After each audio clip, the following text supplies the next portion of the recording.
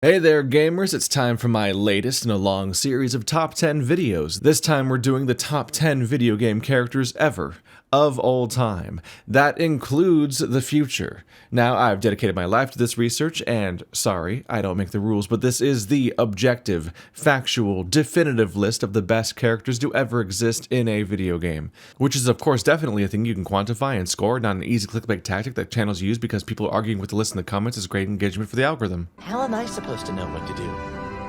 I'm only a stuffed panda.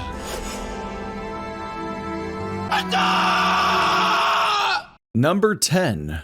Mara. Ghost of a Tale is a stealth adventure game with the fairly common story premise of an evil king stole my lover, I've gotta get her back. But what sets Mara apart is that she's a political prisoner. She has strong principles and she took a stand. You see, Tilo and Mara are mice and traveling minstrels. Spitefully, the Rat King commanded them to perform The Poisoned Cup, a song that frames mice as traitorous schemers. The mice had sworn to hold the pass, vowed till their allies could amass. They would not waver from the fight, but courage failed them at the last. Now, Tilo pleaded with Mara to swallow her pride and just sing it, saying, "You need not mean it." Nonetheless, she stood her ground, and the maiden wouldn't sing. So, yeah, you never actually get to meet Mara in the game, but you gotta respect the hell out of her. I don't think I'd have the guts, personally, to do the same. Number 9. Death. Okay, Death is one of the most important characters in the history of gaming, and I am sick of him not getting the credit he deserves. You, idiot player, were about to ruin everything. You were going to completely fail to appreciate the video game masterpiece before you, wasting your parents' hard-earned cash. But he's like, "Don't worry, bro, I got you." And he takes away all of your powers and equipment. You're mad at first, but his tone is reassuring. "Listen, bro, there's this thing called a Metroidvania. You don't know what that means yet, but you're gonna love it. Just trust me, bro. I'll check back in with you later to see how you're doing. Have fun, bro." What a dude. Just looking out for us. We need more people like him. Good old Death. Bro. Number 8. Shinji. This glorious motherfucker shows up buck-ass naked all over Paradise Killer. He's got 4 arms, but instead of using any of them to cover himself, he's flipping you off in English and, English. What a champ. You ever think about how messed up this is? All the time. You don't even know what I'm talking about. I haven't even presented the theme of the conversation. He's also basically the only character that is both aware of and cares about how utterly fucked up society is in this game. You guys are the bad guys. What do you mean? The Syndicate worship dying gods that want to rule the world and drown it in a sea of war and blood. I don't see how that makes us the bad guys. Yeah, I guess you wouldn't. We're all heroes in our own minds, right? This world runs on oceans of mortal blood and is powered by gods, and yet it's the demon that gets to take the moral high ground. Before long, you'll be actively hunting him across the city like a Korok, just to get one more taste of great conversation in a world where everyone else is probably a murderer, hates you, or both. That's the spirit. Screw the murdered council, as long as you're getting yours, eh? Oh, and this is how he finishes conversations. How's your day going, Love Dice? Having a good time? Having a blast? There's another one right behind him. The distance. Honestly, this guy's all the game needed to be great. The whole vaporwave murder mystery thing is just icing at that point. Number 7. Fart Muncher. Okay, y'all are assholes. That's really all there is to it. My boy Fart Muncher was put on the spot by Yuna, who is his friend, but also basically his boss. He just wanted to cheer her up. And there was big, "we're all friends here, no one's going to make fun of you" energy. He was working up the courage, made himself vulnerable, and then really went for it. And y'all have been making fun of him for 20 years now. You ought to be ashamed of yourselves. No, I get it. We're all so irony poisoned at this point that any examples of emotion sincerity are now considered cringe. Well, fuck that. I'm sick of getting my yums yucked on. This is the most heartwarming and memorable scene in any Final Fantasy ever made. Period. Fight me. What? The laugh sounds fake? That's because it is a fake laugh. In context. Did you think the voice actors didn't know what laughing sounds like or something? They literally do a normal laugh immediately after that part of the scene.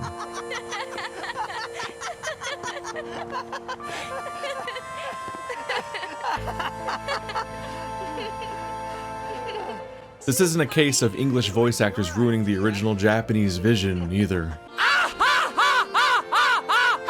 What the hell do you mean it's pronounced Titus? See, even the Joker stands fart muncher. Number 6. Krieg. You remember Krieg, right? The Rat Man from Zenith? Being true gamers, we of course have all played the 2016 classic, Zenith. I don't even have to describe him to you since we all remember him so well. You did play Zenith, right? Now, this is important. This video's for true gamers only, so if you aren't one, you can't be in here. What? You don't even know what Zenith is? You're unworthy. Quick, blur the video. That's right, we're just gonna watch this without you. What a great scene. Funny, action-packed, even heartwarming. This is great stuff. Truly the best gaming has to offer. Sure, the developer complimented my voice acting. I'm not biased. Excuse me, I was given the IDGAF Most Ethics and Games Journalism Award. I would never play favorites. Who do you think I am? Number 5. My Garrus body pillow. Oh yeah, baby. Finally, there's a video game character you can touch. If I'm trying to take down a suspect, it shouldn't matter how I do it, as long as I do it. Sure, he's a cop, and that's kind of a bummer, but I'm sure this alien bird thing will be singing a different tune once we're in the middle of some calibrations. Some women find facial scars attractive. Mind you, most of those women are Krogan. Number 4. Blinx. World B1Q64 was faced with a true calamity. The dreaded Tom Tom gang was stealing away the planet's time. Literally. Thankfully, the incredibly famous, iconic, and memorable hero, Blinx the Time Sweeper, was there to save the day with his time vacuum. With his formidable power over time itself, he sent those little piggies going wee wee wee all the way to hell. Having saved the world, along with Princess Lena, Blinx went on to take on more of a mentor role, guiding young time sweepers on their journey to grasp at even a fraction of the glory he himself had once achieved. This, opened up his free time a bit. So, he started a gimmick Twitter account. Blinx now runs a rather famous account called Poorly Aged Things, which just posts images that basically own themselves by clearly being incorrect declarations of the future. The premise is simple, funny, and kind of addictive. But here's where things get weird. Blinx is a time traveler, remember? At some point in the future, he's going to retire the account. No one knows why. Maybe Twitter shuts down. Hell, maybe the world comes to an end. It could be anything. All we know is that he then travels back in time to start a second account. Context for Poorly Aged Things. Okay, sure. Another simple premise. The original posts were just images, so maybe he lost confidence in his original message over the years and thought he should explain them a bit. But what is he not telling us? What brought the end of the original timeline? Why won't he warn us? Wait, context for Poorly Aged Things? He came back again? Is this the end of humanity? Is there nowhere else for him to go? Making context for Poorly Aged Things smile? Oh, that's kind of sweet. Wait, but that's himself. Thanking context for Poorly Aged Things. Charming thanking context for Poorly Aged Things. Complimenting charming thanking context for Poorly Aged Things. Was this the last time he was ever happy? Politically biased context for Poorly Aged Things. Poorly made context for Poorly Aged Things. How many times has he repeated this loop? Irrelevant context for Poorly Aged Things. Poor predictions for poorly aged things. Lonely context for poorly aged things. Oh no. You know, I'm beginning to agree with the people that say immortality is a prison. Number 3. I don't know, someone from Undertale, probably. Let's just give it to a dog. I like dogs. Wait, where'd he go? He's got a knife! Okay, well, they've achieved weapons technology, but at least we're still much larger than them? Oh god, they're jacked. They're just petting each other now. They don't even need us anymore. That dog's a bomb! Number 2, Bird Guy.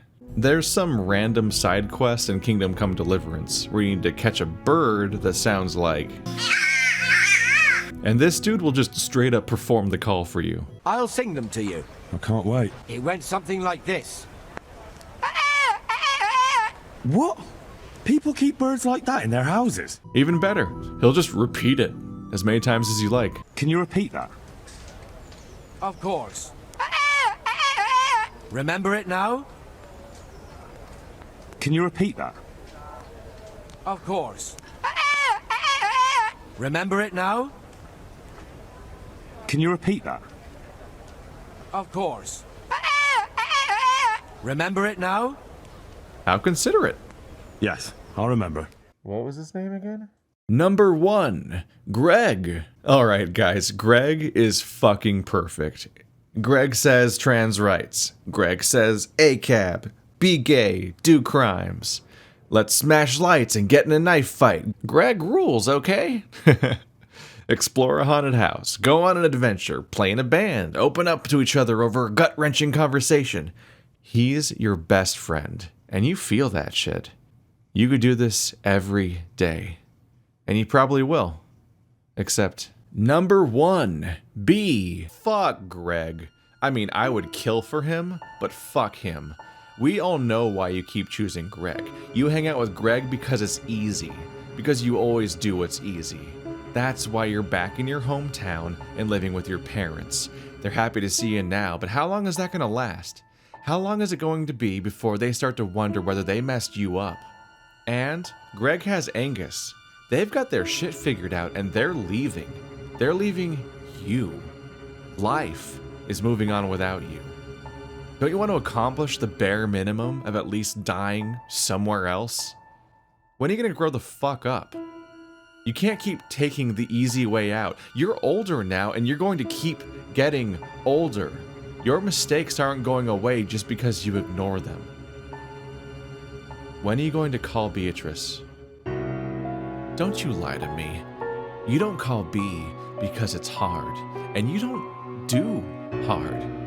You'd rather drift apart because stopping that would mean you'd have to own up to what you've done and who you are. In fact, B represents every single person that you've ever lost because you couldn't bring yourself to have one more hard conversation. Number 1, Greg. Ha!